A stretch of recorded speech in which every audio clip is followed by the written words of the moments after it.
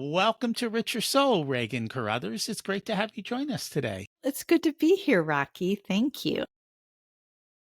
And I'm excited to learn from you today. We always like to start at the beginning. What was it like when you were growing up, and how much did your family and school teach you about money? Wow. I would say my school taught me nothing about money. I mean, my early schooling, that definitely was not its emphasis. And what I learned mostly tacitly, not explicitly, was frankly that money doesn't make you happy. Doesn't mean it makes you unhappy, but that it is, I don't know. My father lived for a good amount of years in a 10,000 square foot palace. And I used to notice when I was there that we only hung out in one room.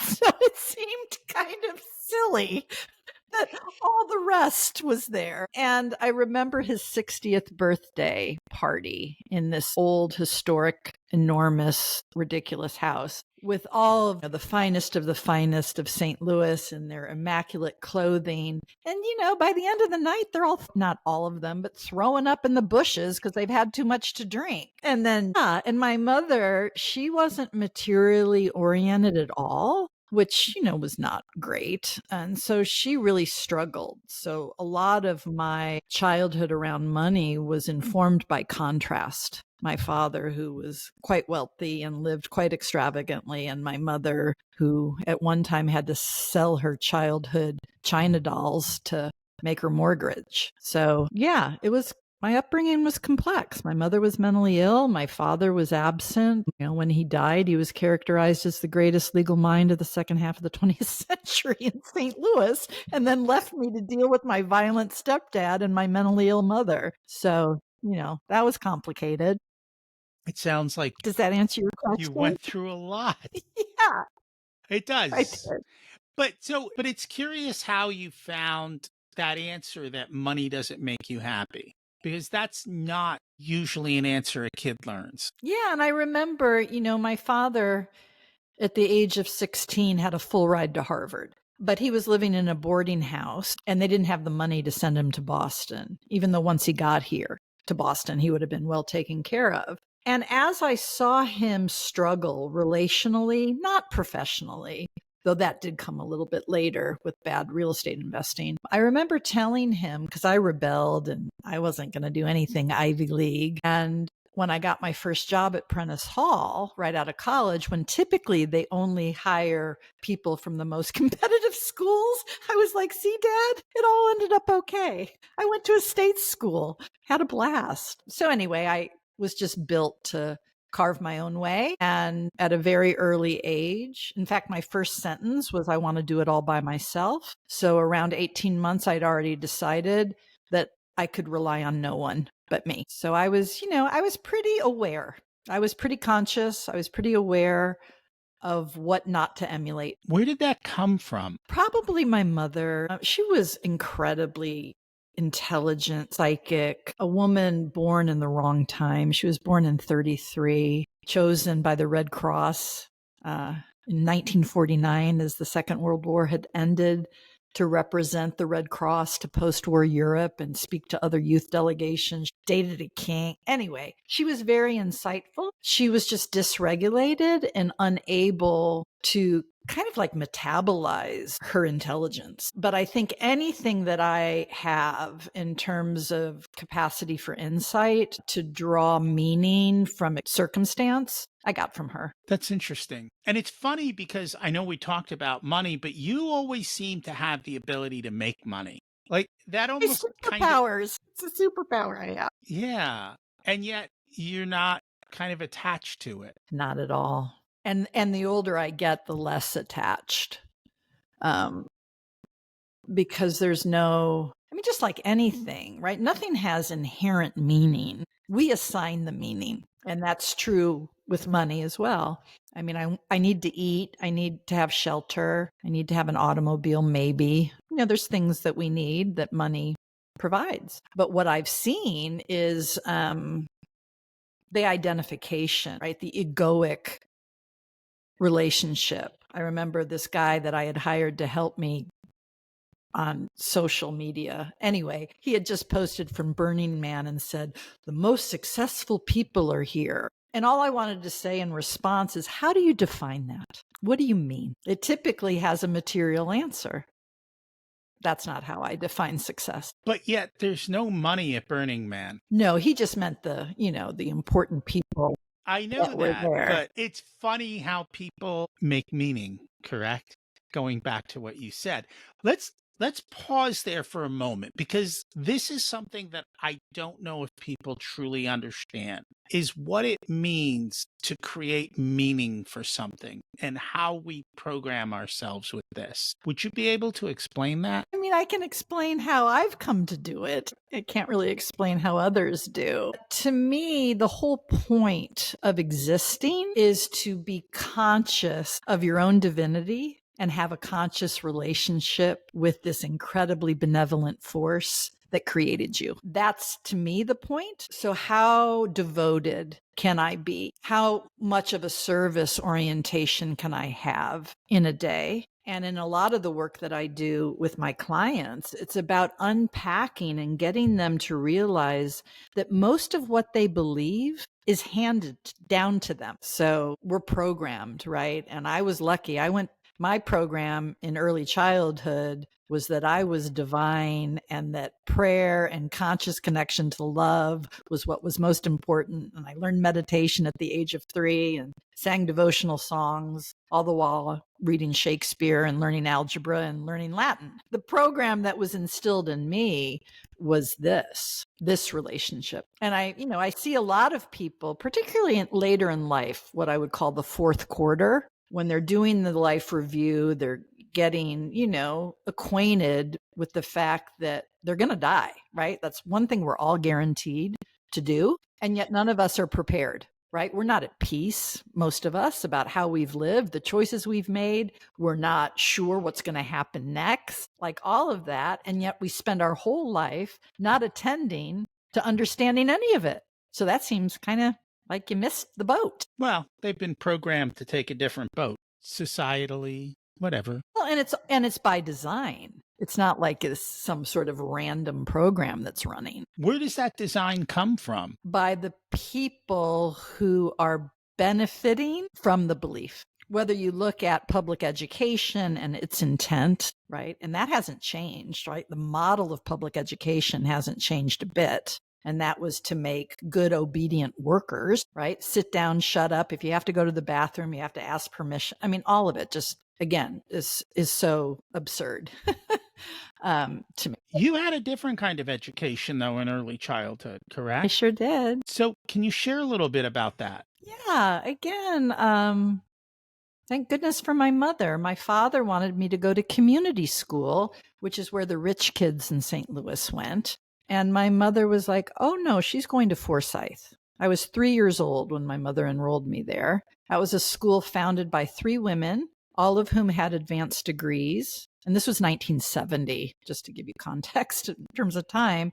And they had all met because of their love of a man named Charles Fillmore, who had created the Unity Church. He had actually created a prayer ministry that became a church. Anyway, so they started a preschool, and all they wanted was for the spiritual principles that they understood and lived by to be present in a school environment. So how do you do that? Well, you provide the child a lot of freedom. So there was no grades, there was no grading. Everything was customized to your interests, to your capacity. We all kind of knew, even though we were in the yellow room or the red room, you knew if you were in the smart group or not. I mean, they couldn't take away those kinds of comparisons that I think human beings, even as children, make. But at the age of 3, I learned meditation. So that's how we started the day. We started the day meditating, and then we sang songs. I have some of the lyrics in my book of these, all of which were affirming. So Maxwell Maltz, who had written the book Psycho-Cybernetics, which had birthed the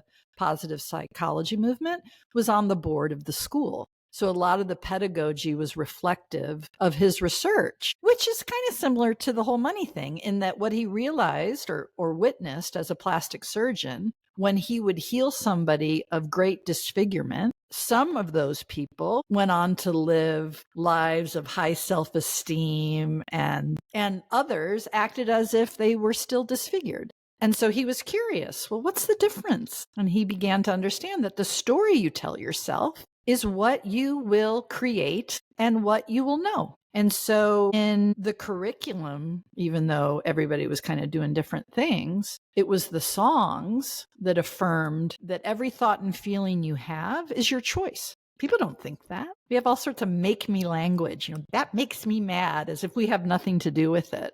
And Maxwell Maltz was like, no, even though it may not be conscious, you always have choice. So that's incredibly empowering. And I learned mostly through osmosis of the environment, the freedom of sovereignty, emotional sovereignty. And growing up with a mentally ill mother and a violent stepdad and a famous father who wasn't around, I mean, thank God I learned what I did, because the chaos of my environment, while it impacted me and affected choices like my first marriage, it never affected how I felt about myself, because I had this other set of tools. And, as a kid, I wasn't conscious of any of this. That all came later. But, I tell friends, like, given my upbringing, I should be like in jail or like a drug addict or, members of a gang or something. I mean, like all the things but instead I just knew that whatever it was that I wanted, I could create myself. And so going back to your reflection about my capacity always to make money, yeah, that's true. I mean, I had been out of the workforce for 7 years, working at HeartMath, thinking I was going to save the world. And my husband announces one day that we're running out of money. And so did I doubt myself? Like, oh, am I going to have issues re-entering the academic publishing world? That never even occurred to me. I was like, oh, okay, this is what I now need to do. I'll do it. And I have the capacity to do it. That's not a normal operating system. There is nothing normal about me, except for maybe And how I that's okay. look, the pretty blonde. Yeah, that's about this physicality is normal. It's all the normalcy I have to offer. And it's probably not even normal, this. Well, the good news is I think COVID opened people's eyes to education, and people are making different choices in much greater numbers than they ever had. And yet at the other side, people are not making choices and getting stuck in an ever spiraling system that's going further down. So, people talk about the haves and the have nots. I think it's the do's and the do nots more so because it's a choice. And a lot of people are making a choice, and that's up to them. Yeah, they're just not conscious that that's what they're doing. I mean, people as a collective, and again, it's by design, are incredibly distracted. Most people are having to hold 2 or 3 jobs just to, make ends meet. So they don't have a lot of perceived bandwidth for inner healing, conscious communion with God, being led by a higher intelligence within, like all the things. So they just want, they want relief. So they find it in processed food and ultra processed food and watching that big box in their house whose actual electromagnetic frequency is the closest that you could ever find to apathy. So they're, getting inundated with the frequency of apathy all night long, wondering why they don't have a lot of energy to change their lives. That makes sense. Now, you ended up in Silicon Valley working for HeartMath. I ended up in Santa Cruz working for HeartMath. And then when my husband announced at the time we were running out of money and I needed to return to work, because HeartMath was more like I was a renunciate. I was making $12 an hour. People thought I was crazy to leave corporate world to do that. Anyway, when I headed back into academic publishing at McGraw-Hill, and I did that for about 5 years as a director of e-learning for them, then that, pivoted me into Silicon Valley, into the whole ed tech industry, which I worked in that from 2000. When did the silliness end? 2000 to about 2014. Yeah, I was in that world. HeartMath has done a lot of work on monitoring and measuring within the human body, and also it's how to have coherence, correct? So can you explain that? Because we've never really talked that much about HeartMath and what it does. Oh, sure. So to me, art math is ancient wisdom packaged for a Western audience through a biomedical model. So what the techniques, so there's three, I would say three elements to heart math. There's the research of the Institute, and they took the lead on understanding heart rate variability, the relationship of heart rate variability and emotion and cognition and health. And they had a breakthrough study in the mid 90s published by the American Journal of Cardiology. And that really put them on the map, showing the difference between when you feel gratitude and what your heart rate variability looks like, contrasted with frustration, which looks more like an earthquake. So there's that. And then they developed tools, techniques, methods for people to emotionally self-regulate, to create that coherence in their HRV. And then later, we were working on it when I was there in the 90s, but they developed technology. And a lot of people now equate heart math with technology, which I think is so silly because that's not the point. It's just a way to see what's going on, but it's not going to get you there. Technology's not going to help you, really. So, yeah, so they have that. And the essence of it is twofold. It's to consciously know how to connect to the felt sense of love and gratitude while directing the breath through the heart. So that is an ancient practice called metta in Buddhism. I don't know what it's called in all the religions, but it's been around a while. It's funny because I bought the device and I do measurements just to see where I'm at. But then they have the one app that supposedly you can figure out how to do what you're talking about, but I've never figured out how to do that. Or they never explained what you were supposed to do to make it kind of like that. Well, in the app itself, which is free, anybody can download the app. All of the techniques are reviewed in the app. All of the research is in the app. So you can actually learn the methods in the app without ever even buying the sensor, which shows you your HRV and your physiological coherence and all of that. So you have this afferent nerve called the vagus nerve that connects the heart and the brain. And every time your heart beats, it generates an electromagnetic wave of energy, right? That's why, you're in a boardroom, nothing's being said, and it's going to be a shitty meeting. Like you can feel it, right? You're not psychic. What you're picking up on is the electromagnetics of the people in the room. So anyway, when you create coherence through conscious connection to love and gratitude, and you create this easeful rhythm in your heart, well, the energy, that easeful rhythm, is what gets communicated up the vagus nerve to the brain, and it facilitates cortical function, right? So think about the last time you were angry. And then you said that stupid thing that later when you weren't angry, you're like, what the hell was that? Why did I say that? Well, it's a physiological consequence of the incoherence of the heart rhythm in that you can't access the higher reasoning centers of the brain. It's a physiological impossibility. You can't be angry and frustrated and smart at the same time. Newsflash. Newsflash. I guess I have to read the instructions. Yeah, start there. Start there. Or we can meet after this podcast, and literally in matter of minutes, I can teach you the essence of all of the heart math methods because it's basically the same. Put your focus here, and it helps to close your eyes to start. Direct the inhales and exhales through the nose, counting to 5 as you inhale, 5 as you exhale, and direct the breath through the heart. So it's as if you're breathing through the center of your chest. And then recall a moment in your life when you felt profound love. And beyond the image of that moment in time was how it felt. That's where the magic is. So you re-experience that feeling while continuing to direct the breath through the heart. That's basically it. Had they made the instructions that simple, I would have. Well, maybe if I were still working there, that would have happened, but probably not. It's okay. So we're here to talk about your book. What inspired you to write the book, Tragic Magic? God told me to. Yeah, I've got this thing where that energy tells me stuff. And that's been true ever since I was a kid. I mean, I tell this in the book that I was 13, maybe, going to the orthodontist with my mother. I'm bullied in school. School is a big, fat, unsafe drag.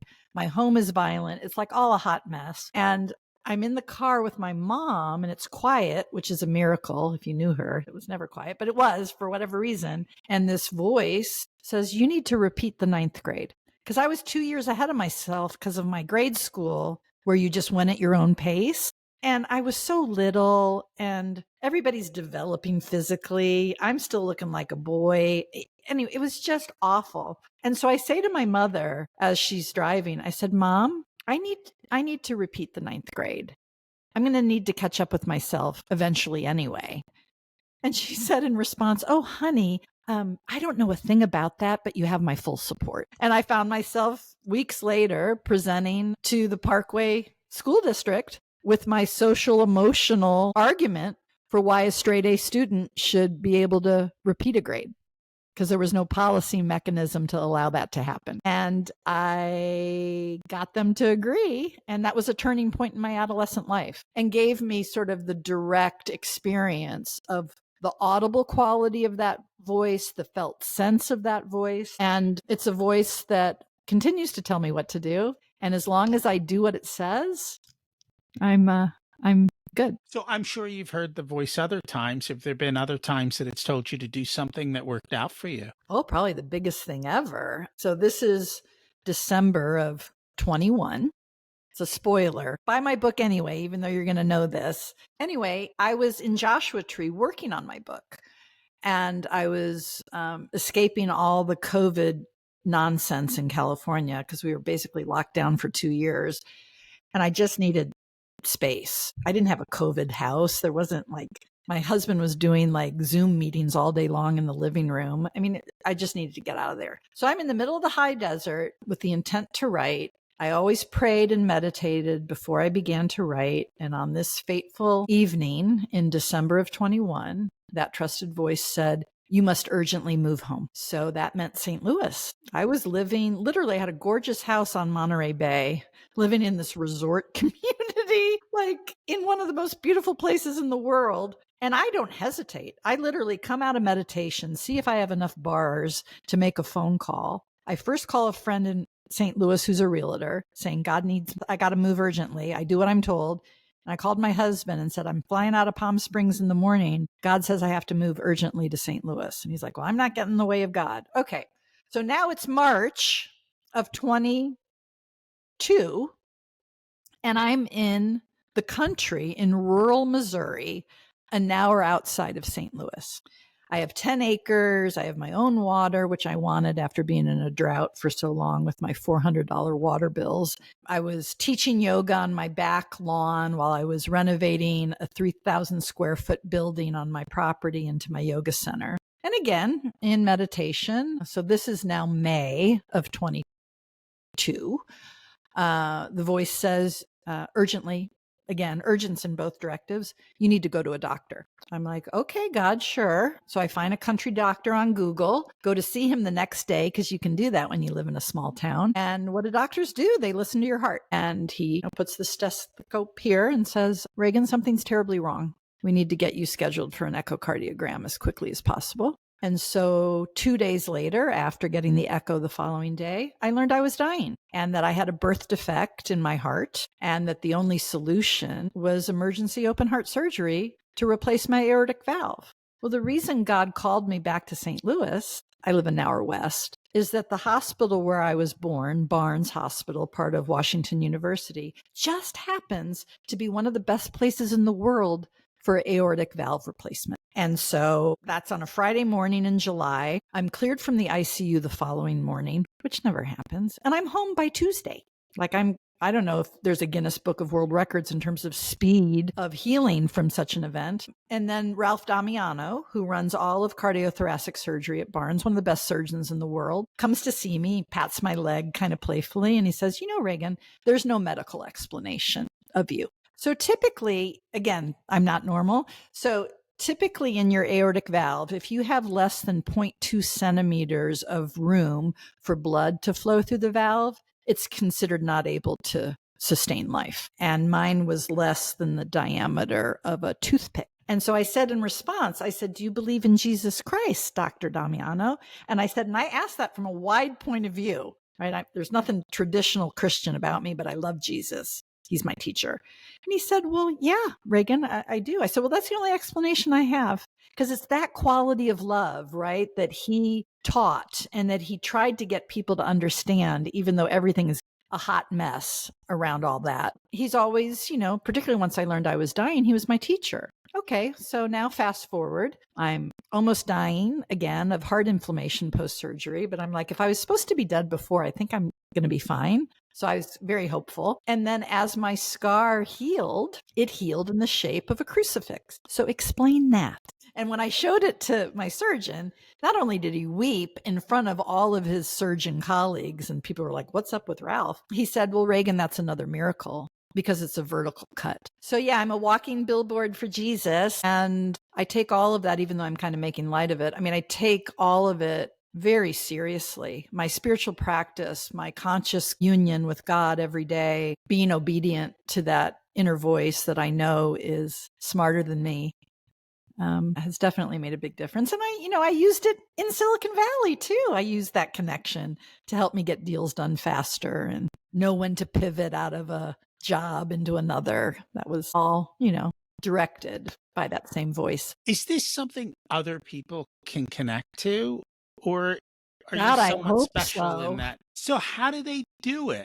Is it as simple as the HeartMath thing? No, I mean, I think the thing that is most important about anything that I've said or how to do it is to understand you don't have to do anything to earn your divinity, right? You are inherently divine. What you have as an issue probably is you have a connection problem. There's nothing you have to do to create the divinity within. That's already there. But your task as a human being is to understand everything that's in the way of that conscious connection, get rid of it, and spend every day in the quiet, consciously connecting to the most profound love that you've known. And then that serves as scaffolding, right? Like everything's energy, everything's frequency. So if you start, let's say you're just pissed off and you start and you sit down. Well, as you connect to a feeling of love, it's going to take a little more time, a little more devotion to get that frequency up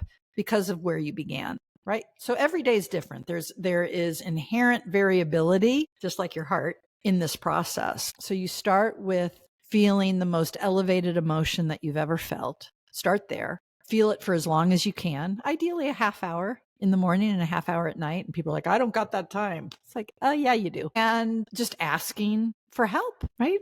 I mean, there is an energy that is available to you that wants to help you, but you got to do your part, which is to create the inner conditions that foster that conscious connection. Does that answer your question? It does. And I'm thinking people might struggle with how to do that though. How to create that inner connection, how to slow down enough to be able to do that.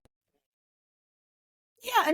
And I'm guessing for a lot of people, it might just be belief. Well, that definitely, that your beliefs, what you believe, are either fostering your inner health or not. So, yeah, I mean, and that's not anything that I, as a spiritual teacher, I mean, I can help you understand what you believe and why you believe it. I can offer through my own energetics and embodied wisdom the path forward, but it's up to you. And just like you wouldn't expect to pick up a violin and be able to play at your local symphony, don't expect right out of the gate that any of this is going to make any sense or that you're going to be good at it.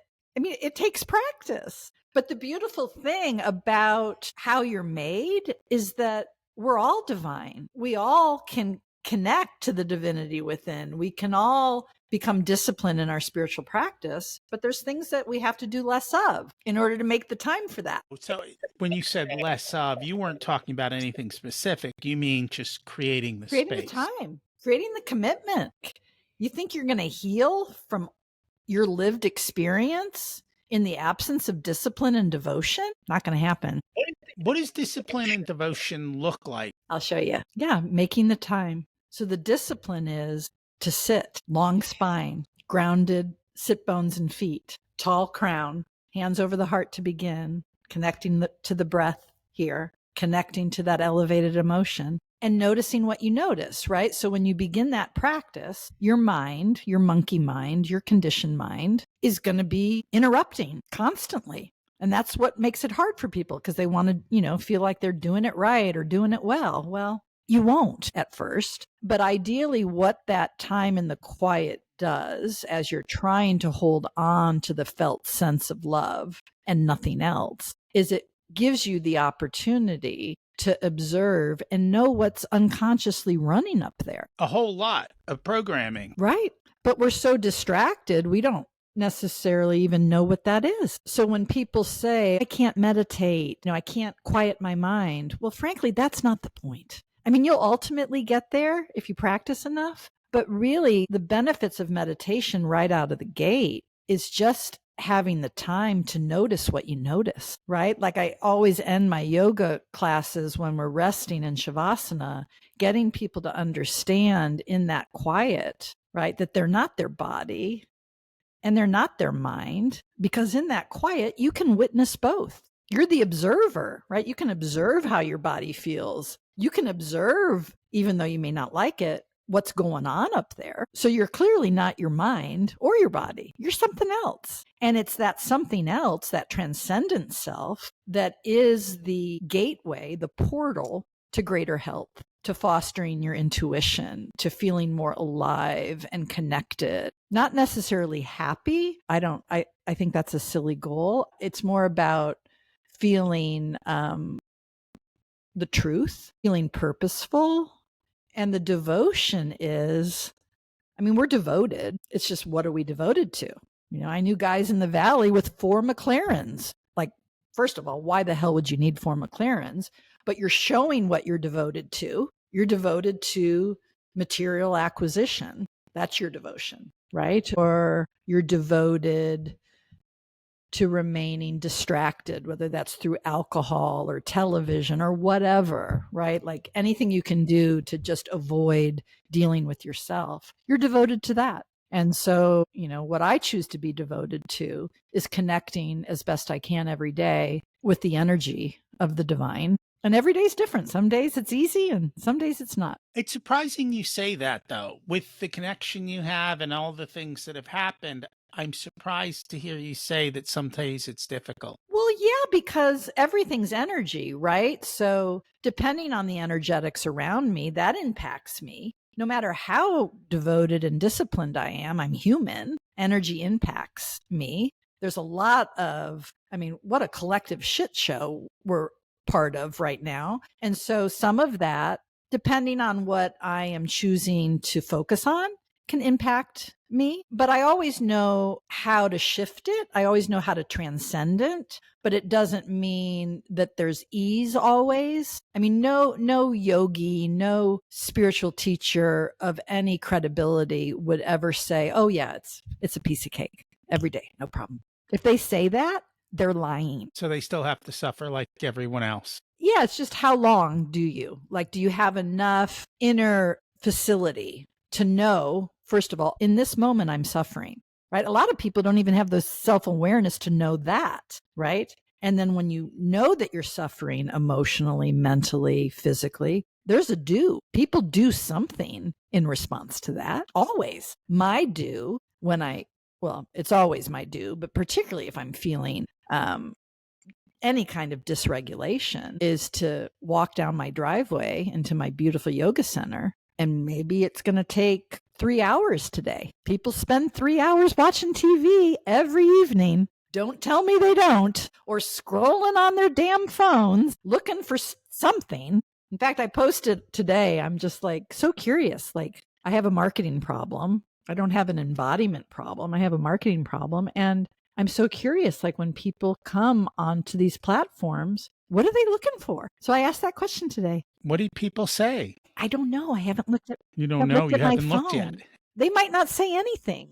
It might be too confrontive of a question. But I do think all of this digital noise is more in the way than it's useful, for sure.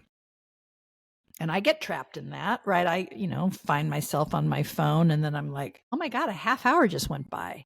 What the hell? I could have been doing yoga or walking in my woods or petting my cat or kissing my husband or FaceTiming my son in California. Like I had lots of options, but instead for a half hour, I'm unconsciously looking at this damn screen. Yeah, I'm human. So is there hope for us in Yeah, all the our sacred current books state?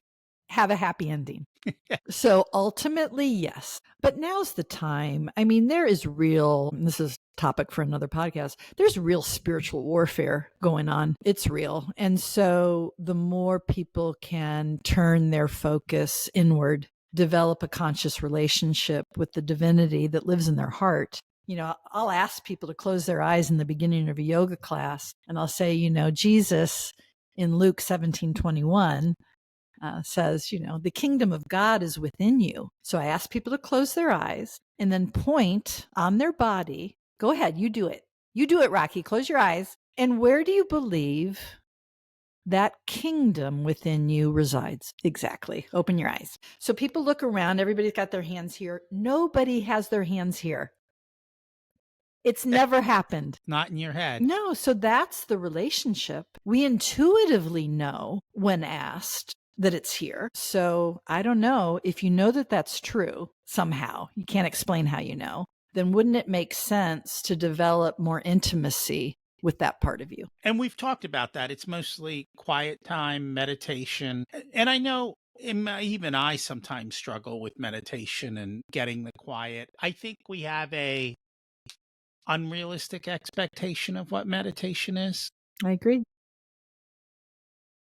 It's not perfect. And you just have to keep coming back to the centered breath and do the practice little by little. And eventually you get better. Just like anything, right? And what I would also say is that the energetics of conscious gratitude, right? Like just doing the inventory, how much time are you spending focused on all the things that are wrong? Well, there's so many other things that aren't wrong, but that's not where your mental and emotional focus is. So having a gratitude practice, I think that can be incredibly useful just because of the energetics of it, right? So if you're listing the things that you're grateful for, and beyond the list is the felt sense of what it feels to feel grateful for, I don't know, your pet or a sunrise you've seen, or like, it doesn't matter, or your favorite ice cream. I don't care what it is, but feeling the gratitude for that, you do that enough, that begins to change the energetics of you. And that's where it's at. Little by little. Right, right. Oh, did you ask me how people can find me? Did you ask me that? Not yet. We'll ask you Okay. that at some point. And where you are. Let's just talk about modern life though. And we've talked a little bit about it. People are distracted, whether it be phones, internet, TV, social media. And yet I think there are other things though that keep people distracted and non-focused. And then as you talked about, we went through COVID where things really got a little bit out of whack. It seems like we're out of that now for the most part. Okay. Out of COVID and out of that thinking. And I think if we had another, let's call it scare, I think there'd be a lot more non-compliant people this time around. Well, I certainly hope so. Yeah, I certainly hope so. But we shall We'll see. see. I mean, to me, it kind of begins with like a central question. So you see this with children as they grow up, and then the question is, you know, where are you going to go to college? What are you going to do for your job? As if that is what you're there for, right?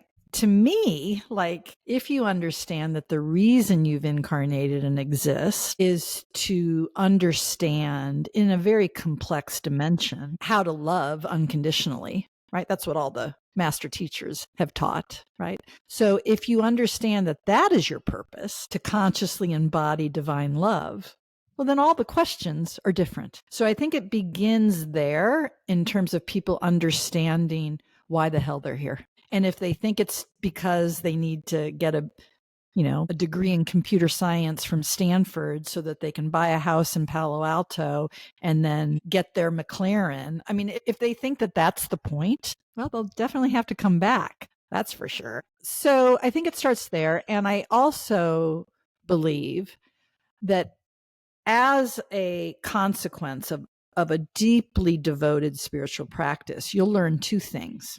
You will learn, because you can't really, I mean, you can read about it in a book, I guess, but it's more you have to experience it. If you know two things, that you're divine and eternal, then everything you do as it relates to living is different. And had we felt that way during COVID, if we truly were more masterful of what I'm talking about, we wouldn't have been afraid. We would have, like put our trust in something else. Instead, we were told to trust the science as if it's a static thing. I thought that was hilarious. It's like, no, science is like always evolving and changing. What do you mean trust the science? And then if you actually look at the science, what a colossal mess that was. There wasn't really much science at all. So I think that's our collective task, to know that you're divine, to know that you're eternal, to have something that you do every day that fosters that understanding, and to live, with a lot less fear. And that's a great way to live. Right. I mean, when I was told I was dying and needed open heart surgery, even though that was hard on my family, like I wasn't afraid. I was completely surrendered to God. And it's like, if it's my time, it's my time. I didn't pray to be healed. I prayed for the highest good. And I don't know what that is. So, some questions are unanswerable. Right. Right. And I do think, it was my spiritual practice that saved my life, certainly. And it was my spiritual practice that just revealed to me the sacred truth of my eternal nature. And I talk about this in the book. I mean, there were some experiences I had after my spiritual awakening. And, the yogis do this. It's part of what it means to truly be a yogi, which is to be able to leave your body at will and return. So when you know how to do that, which I learned how to do at the age of 27, you're not afraid because you're not this. If you can leave this and come back to this, the law of conservation, if people really want to not be mystical about it, the law of conservation teaches what? Energy can't be created or destroyed. So if that's true, what are you worried about? I think that's a perfect place to leave them. What's one truth about success you wish more people understood? That's a hard question, because I'm supposed to be succinct, that it's not what they think it is. That's true. Most people chase the wrong success, the McLaren in the house. What did you learn later in life that you wish you would have learned sooner? The enormity of healing that I needed to do, because my 20s, particularly before my awakening, which happened at 27, but my choice of partner at the age of 20 when I fell in love, and married at 23. I mean, I was in such a hurry to have this grown-up life. And had I been healed from the trauma I had known by the age of 20, I would have made different decisions. So, but at the same time, I don't have any regret. I don't wish it turned out any different, because it all was what I needed to become who I am right now in this moment. It's funny how many people at that age want a grown-up life, only to realize it's not what they expected. Oh, it's like, why didn't I decide like my mother? Like, why didn't I go to Europe and like backpack? Instead, I had that big corporate job 3 weeks after I graduated. Dumb. If you were to give an 18-year-old one specific piece of wisdom, what would it be? No God. And hopefully by then they may have.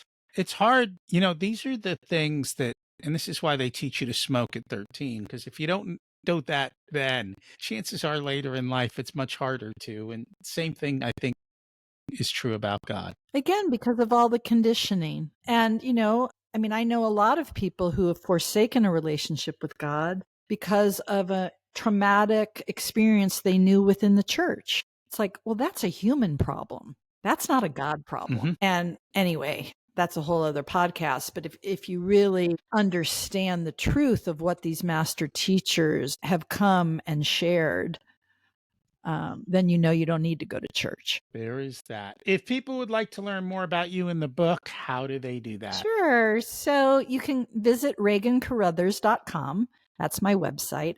I do want to update it. I have more content I want to put on there. They can find me on Facebook and Instagram. Again, my name, Regan Caruthers, is how they'll find me. And then my book, Tragic Magic, is on Amazon and Barnes and Noble, and that's in a paperback and ebook. So again, they can go to both of those websites to find it. Oh, and then as of 3 days ago, I have started writing on Substack.